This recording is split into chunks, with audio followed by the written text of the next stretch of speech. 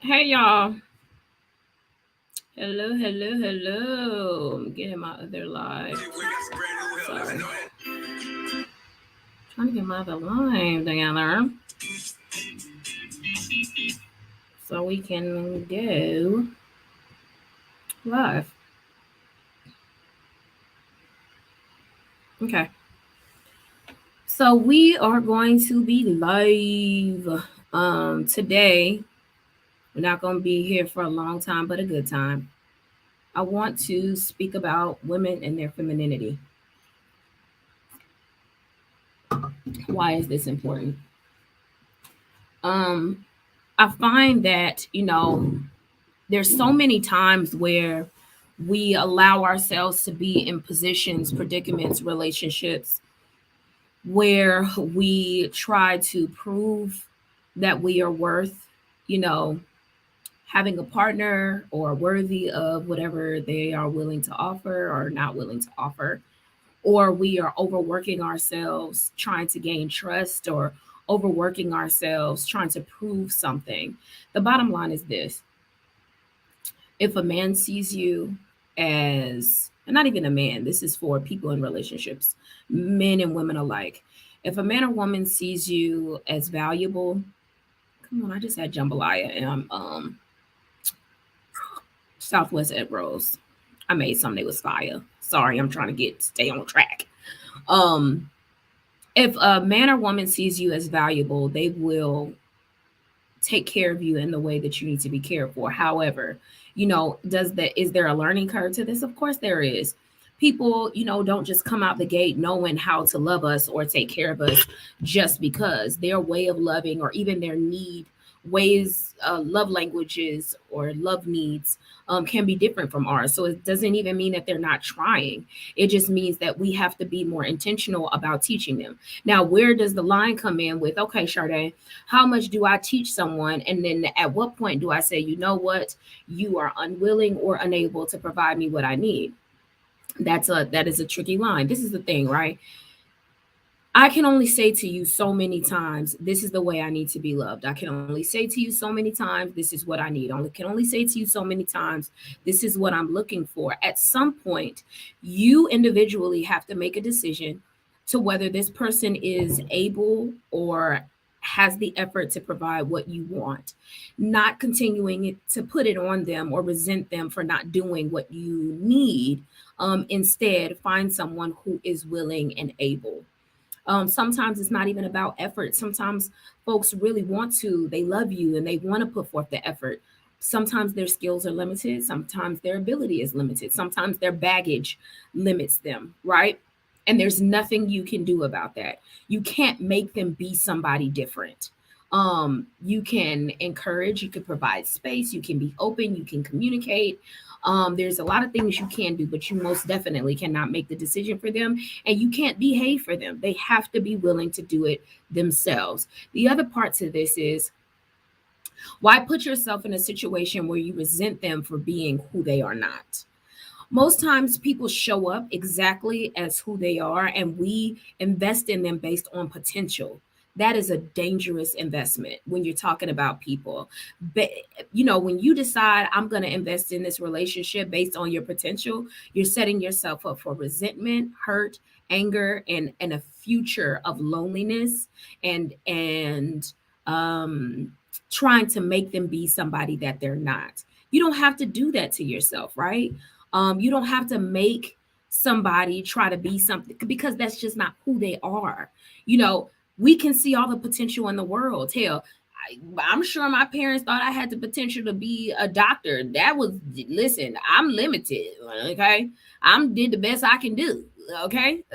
And I'm happy and I'm living in my best space and I did what was best for me. But regardless of my parents' ideas about my potential, I still had to do what was best for me or do what was in my limit or in my space, right?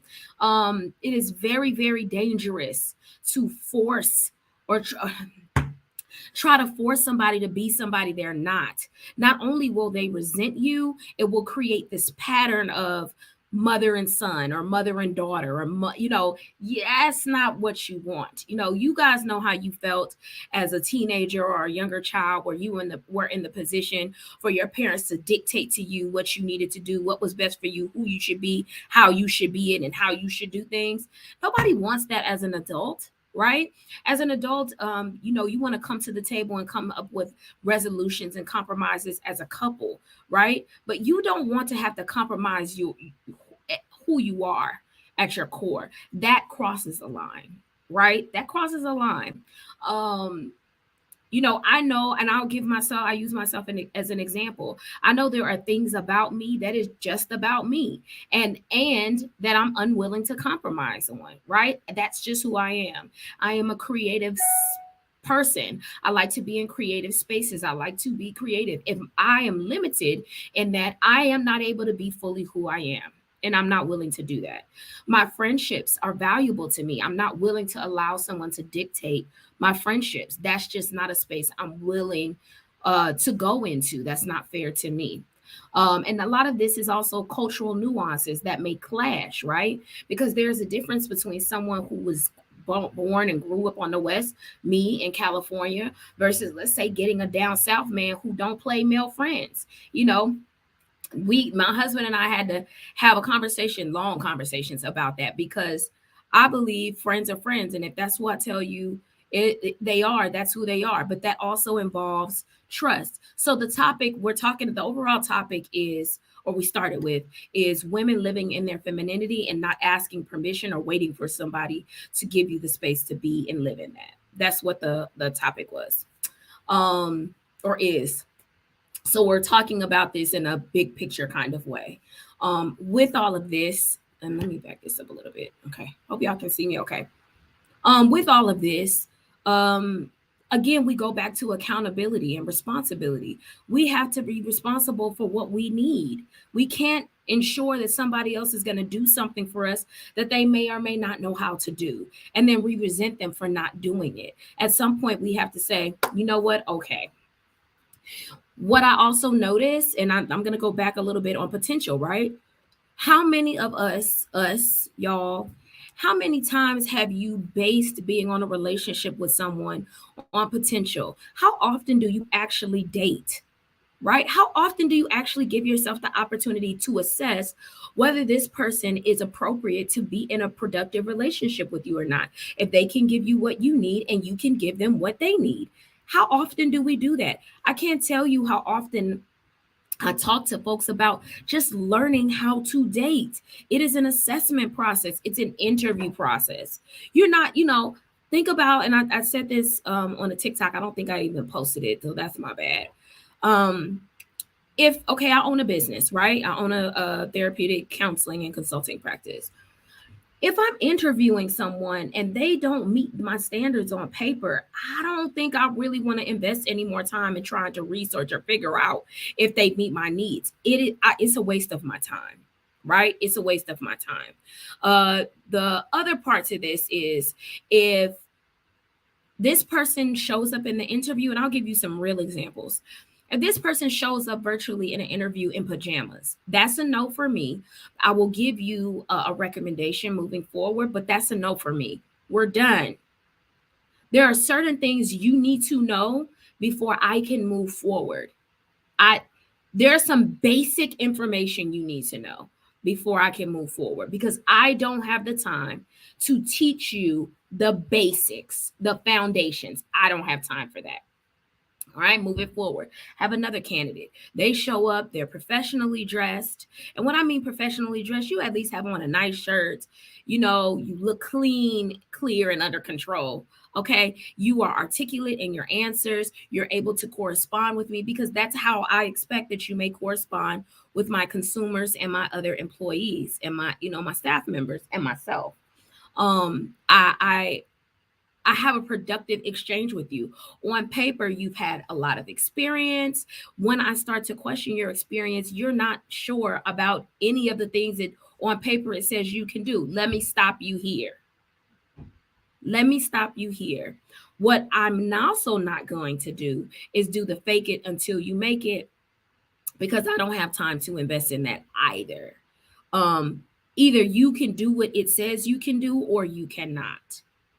You got to be who you say you are. And if you're not that person, it's time for me to time this out. And just, y'all, I have literally had people come on in pajamas or what. Let me stop. We're not going to go forward because I don't want to waste your time and I don't want to waste my time. I just don't believe that you're a fit. Nobody lost anything. We didn't lose anything.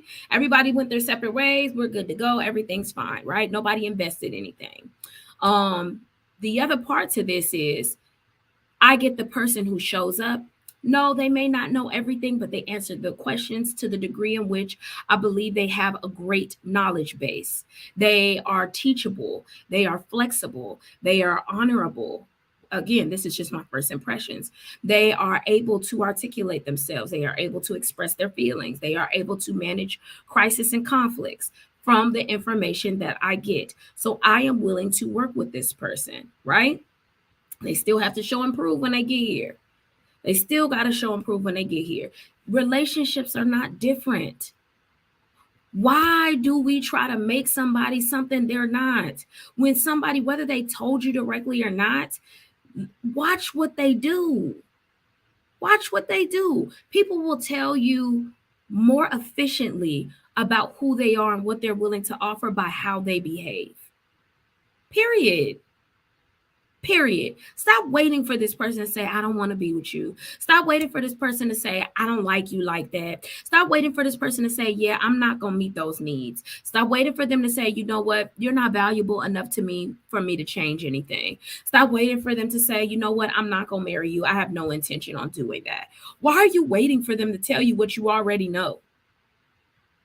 Why wait for that? Here it goes back to the femininity, right? So many times I find that women live in these spaces where they feel, especially Black women, live in these spaces of like, I'm going to overdo and overbe and over provide and over for what? You have someone who is willing to meet your needs, but you have to be able to live in that space regardless of what they offer. What's the difference between putting effort and something they're just, can you rephrase the question?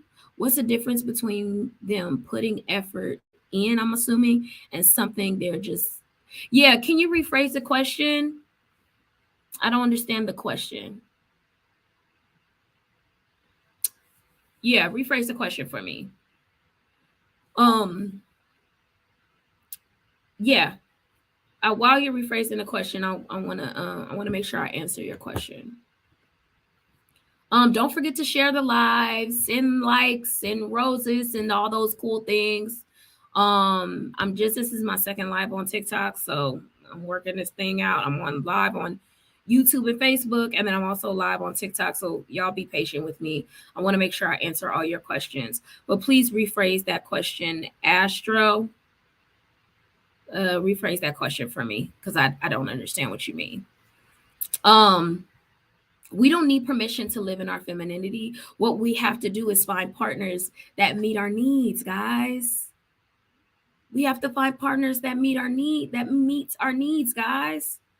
And we also have to take accountability for what part of that is on us and that we enjoy and we pursue. I'll give you an example. I have, as my accountant says, 5 streams of income. I work a lot. I work really hard, right? I value that. I value the ability to be creative. I value the ability to go out and make money for my family. I value that. I want to be a contributing party to the finances of my household, with my husband. That's important to me. So I do have several hats that I wear. I'm, own my counseling and consulting practice, but I also do consulting outside of this in crisis management. I also write books. I also am a professor at a university. So there's other things that I like to do. And is that all about finances? No, some of it is just about my personal goals and professional goals of things I'm interested in and things I want to do.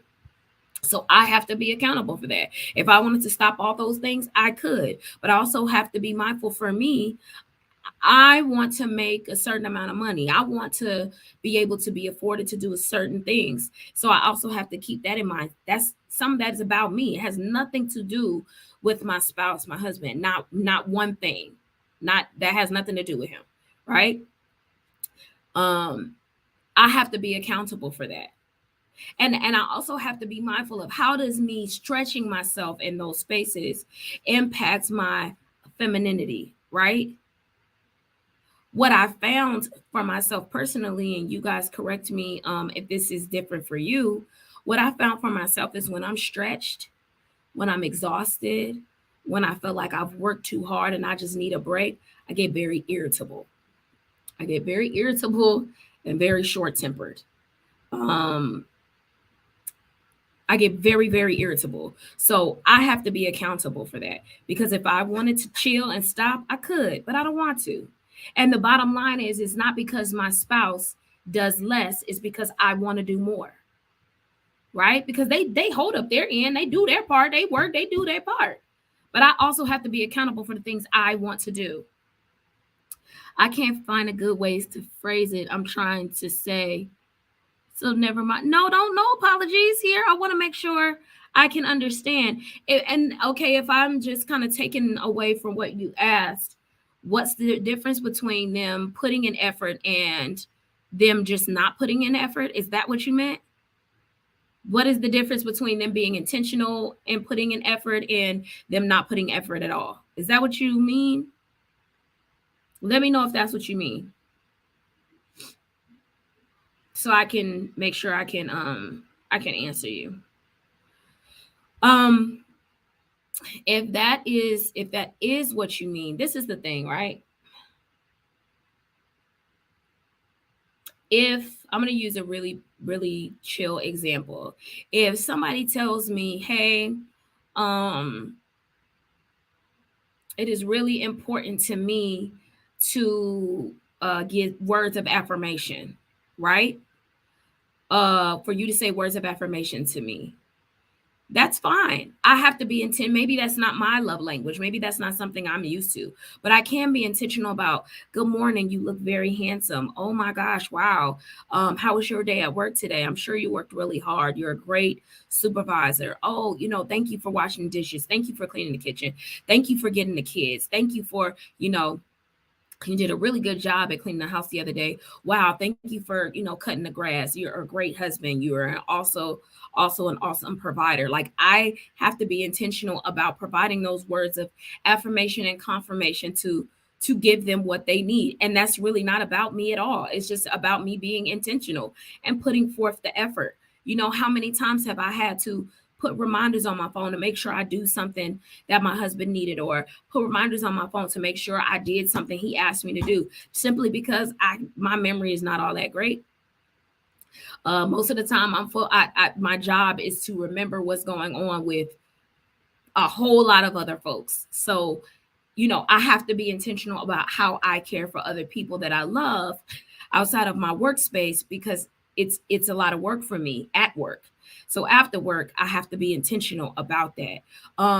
What is not putting forth effort? Oh, I'm just not doing that for you because I don't think you deserve it. Or I'm just not doing that for you because you haven't earned it. It's really not about me. Giving you something you need is not always about me. There are things I can do to give you what you need, even if I feel slighted, right? I can do that. I can still cook for you. I can still do that. People, there's one thing I learned a long time ago. Most relationships are very rarely 50-50. Most of the time, it is much less than that.